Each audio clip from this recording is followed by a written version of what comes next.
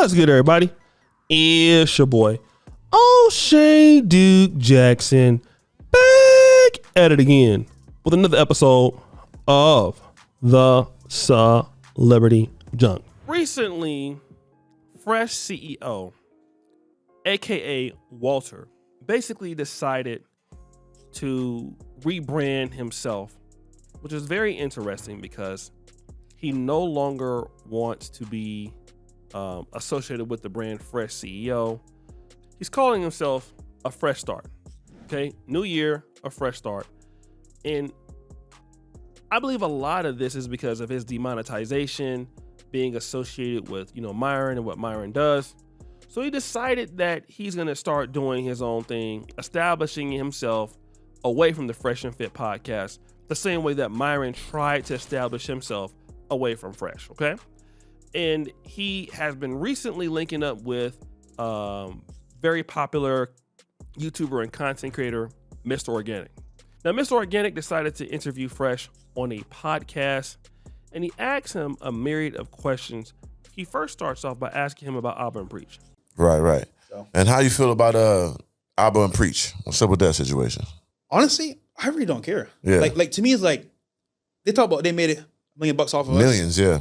Bro, they don't know how much money we make. Which, to be fair, I don't care. I don't care telling anybody how much money we make. Right. But what I will say is that they think we're broke. Cool, keep it that way. I love that. I love that. I love people thinking I went broke too. Oh, bro, it's way better. You guys are not monetized. Haha, you're gonna fail.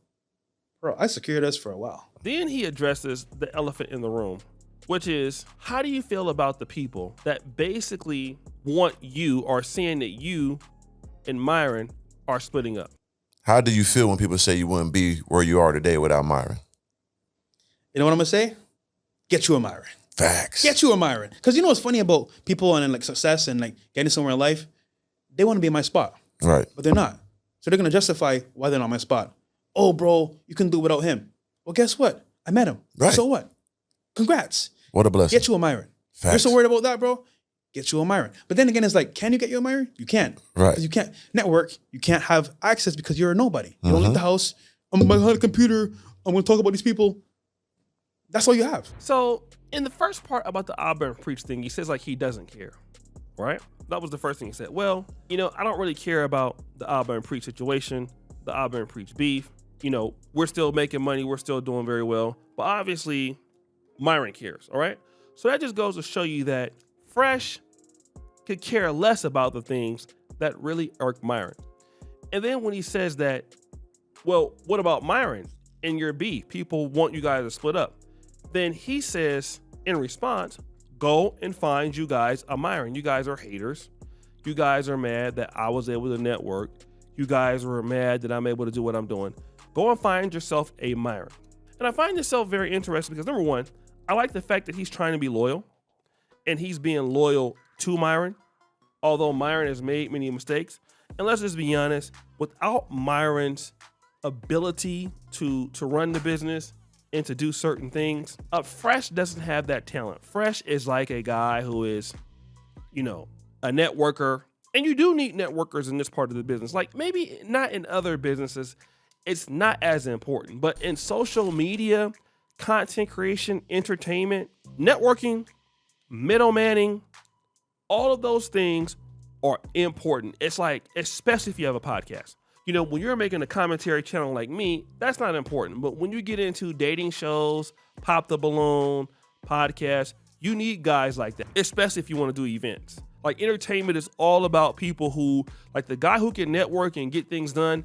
That's how you get brand deals. That's how you get into different circles.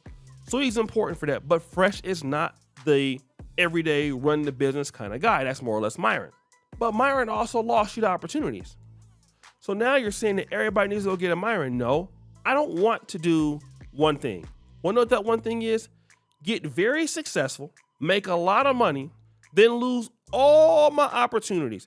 Now, let me explain what I'm talking about. In this game, you can have $10 million in a year, okay? But if you're demonetized on YouTube and you make certain types of content, nobody wants to be associated with your brand, okay? And Fresh has talked about this. Nobody wants to be associated with you. In case Fresh forgot that, let's play that clip. But you don't like the controversial content that much, huh? Cost money is the problem. There's no point to it. Cost money. I mean, it's... Listen, I'm all for the truth, but like, reality speaking, once it gets shut down, no one cares.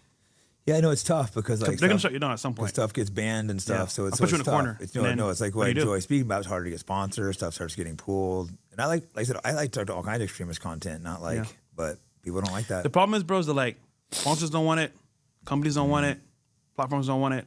So at some point, you're gonna be in a corner by yourself. So people don't want to be around you at all. That's something that you should know, okay?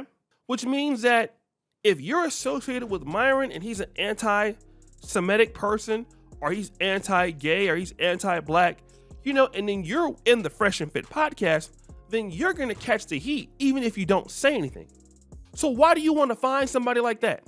And if you are rebranding and you're monetized on Twitter and Myron is not, then why are you acting like it's somebody else's fault?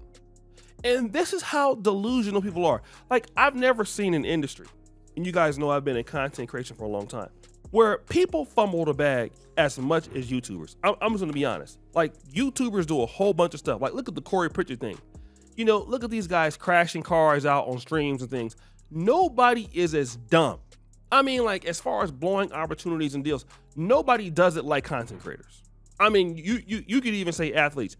Athletes are nowhere near as silly as YouTubers. And nobody in this industry is as unaccountable as YouTubers. And you guys don't understand, this is a tough business. Like, to do well in this, building an audience is not easy, okay? Because you don't get the money back right away. And when you do get money, you got to pay taxes, you got to pay people. You basically are dealing with, it costs money to collab, it costs money to get editing equipment, it costs money to get cameras. This is not cheap. You need, if you get as big as a podcast, you got to have a soundboard. You need memory cards. Things break. You have to keep updating the equipment all the time, especially when you're editing high-powered stuff. You got to have, like, some guys like Abba and Preach. Like, I don't even think these guys source their own content. You have guys that probably somebody finds their content for them, because that's just how lucrative this business is, and this is how hard it is. It's a everyday thing. Like, you really are burnt out. So if you get to the top, or you get to a situation where you're able to earn from this, a lot of that is luck, but a lot of that's hard work. And then you give it up. Like, let me just say this. I work a lot. I work hard, right? But I don't have to be, let me say, in a certain city to do what I'm doing. Like, I'm able to do what I'm doing from Uganda. I was able to do it from Poland. If I was in the States and I had more of a traditional career, I would have to be in Sacramento to do certain things. But you give up that flexibility. And then in this kind of industry, the more people that you meet, the more people that you collaborate with, the bigger you get, the stronger you get. It's not many businesses that you can see so much impact like right away. Like, if you're to collab, let's say, for example, with Jake Paul or Kevin Samuels when he's alive, and Kevin doesn't even have to really get any money from you. He can just like you and like what you do. And then automatically that 30 or 40-minute video could introduce you to like 70,000 subscribers or 100,000 subscribers, like that, and really put you on. That's the power of being on, on this. Then you lose a part of that. I don't care if you're making $10 million a year. When people don't want to touch you, if you're getting kicked off of YouTube, there's only a matter of time. The only thing that's really saving these guys is Rumble. Guys, what do you think? It's your boy, Shooter Jackson, back at it again with an episode of The Celebrity Junk. I appreciate you for all. You just heard the bell. We're out.